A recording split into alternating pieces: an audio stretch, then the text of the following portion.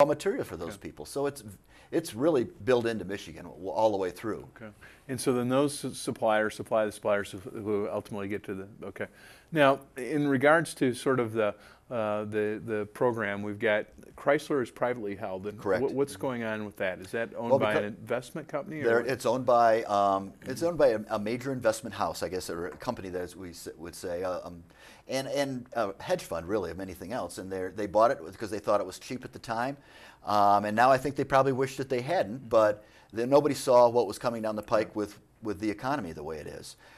Because they're private, we really don't know what's going on. And I don't hold that against them. I mean, there's plenty of private companies out there that should be kept private. Right. But so if you can't tie a string to them and say, okay, you can't give your investors X amount back in return, or you can't earn more than X, Y, Z. It's very difficult to do that with a privately held company because you have no way of tracking it. If you're a publicly held company, yes, then you have a lot of things you have to require to do. You have a lot of investors, and both Ford and GM are publicly held companies, and they'll have a chance to make their case.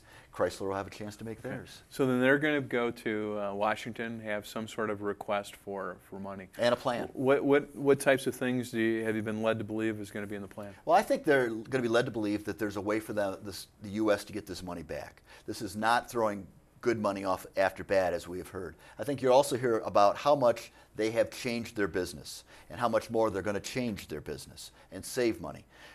There's no doubt they were not quick enough to turn the big steamship around when the oil crisis hit this year and prices went crazy. But I think they've learned their lesson. Sure. There's no doubt they sold a lot of those SUVs, and people, quite frankly, those people like those great SUVs. Vehicles. And they make a lot of money. That was their profit, so why shouldn't they be selling them? But now the Chevy Volt's coming out in another year or so. I think that's going to have a major impact on what's happening. Ford's doing something with electricity also. They haven't announced when they're coming out with it, but they're going to be there. They're both doing things with alternative fuels. I think we'll see a lot of that. I think the federal government could do a lot of things to help them a lot. The new administration has talked a little bit about looking at health care. We still, those people provide a lot of health care, not only for the people that work for them, but for all their retirees too. Maybe that would be a way to help them out. There's a lot of different options. Same with pension. There's a lot of different options. They pay a lot of taxes to the federal government. Now, going on to sort of some of the things that you don't think about besides the manufacturing jobs, Michigan is in the top as far as research and development. Does that play into your sort of factor? Because I know the auto industries have got a huge inventory of patents. Does that sort of research and development area, does that have a big impact on the jobs in Southeast? Oh, without a doubt. There's spin-offs that happen from that. And it's not just the autos. I mean, Dow has a number of them. Okay. One time it was Upjohn, then it was Pharmacia, now it's whatever. Now it's Pfizer. Yeah. But they in Kalamazoo had most of their research and still do have a lot of their research down there. Kellogg has most of their research and still has most of their research in Battle Creek. So it is spread out all over. It's not, and the furniture manufacturers are continually to innovate. That was very interesting because I guess what I was driving at was amazing. Besides just the manufacturing infrastructure that Ford, General Motors, and Chrysler has, the amount of research and development that goes on. Oh, there's tons of it going on. And we were reading some statistical data, and this may or not be true, that we're in the top 10 as far as research corridors in the world. Yeah. Well, no, we always have been. Yeah, and part of it is the autos, but part of it is Dow, and part of it the other people. And that's the thing that you just kind of forget about is all the other. Well, why did all the country places, auto companies, want to place their research and development here in the state? Because that's where the best workers that have been doing this and know how to do it are, and that's where the universities are that have been doing it for all these years. That's what they want to do. I mean, Toyota is here. Honda is here. They have their research here. We are the headquarters for that. That's Southeast Michigan. That's not going to change. Now, on the testing side, and we've got winter testing grounds outside of an old air base in Sault Ste. Marie. Where else do they, you get the research and stuff and the testing. Have you visited any of the testing facilities for that? I've been to Chrysler, that's just outside of Chelsea.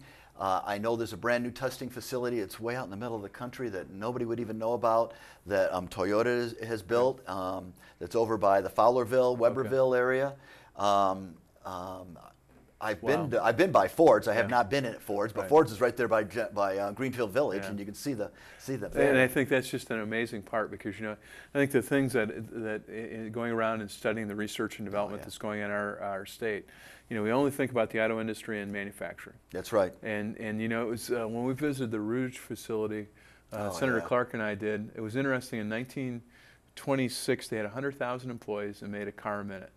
And today they have the steel plant, the glass plant, Yep. the sub-assembly plants, but they only have 18,000 employees and make a truck a minute. Yep, yeah, and they sell those trucks worldwide. And so that you know, to me, that talks about this automation, which has been one of the big areas. And then it's amazing to me to see that it's research and development. Oh yeah, well, and the automation goes hand in hand with research and development. How can we make it faster? Right. How can we make people safer? You know, all of that goes hand in hand when you're trying to do that, and it's been going on ever since Henry Ford started the assembly line. In fact, the funny story is that the Dearborn Inn, which is right down there by Right. Henry Ford Museum and Right. the test plant, that supposedly was the first airport hotel because people would fly in to see the new Ford plant at that time, Henry Ford's plant and the assembly line, Right. and they had to have a place to stay, so he built a hotel for them right there, Yeah. and that's the original hotel. Wow. Well, I mean, it was amazing to see the pictures of the Queen of England Oh, and yeah. all this Yeah. royalty in the 20s coming through and touring this facility. But that's a good piece of trivia. So in the future, you see Michigan manufacturing, where do you see it? I see, I'm still optimistic, no matter how bad the economy is right now. I think manufacturing is in the state's DNA. And I'm hoping we're one of the centers at the end of this globalization that we're going through. Michigan, and it may run to Chicago and go all the way to Pittsburgh and north to Midland and south to Indianapolis, but I hope that's one of the manufacturing centers of the world. There'll be another one in Germany, and there'll be another one in Brazil, and there'll be another one in Tokyo or somewhere in that area. But I'm hopeful that we are one of those centers, and I think we can be if we take care of what we have and grow the new. And I think we need to do both. Right. Well, Chuck, I really appreciate your time Oh, it's been today. my This pleasure, is Senator. very great to get an overview of what you're doing, and the input that you're making for us as legislators has been very helpful, and the impact Thank you're you. making for society has been very valuable. Thank you very much. This concludes another Northern Michigan Update, and if you'd like to get in touch with us or our office, please use the information below, or you can call us at our office toll-free 866-525-5637. Chuck, thank you very much. Thank you, Senator.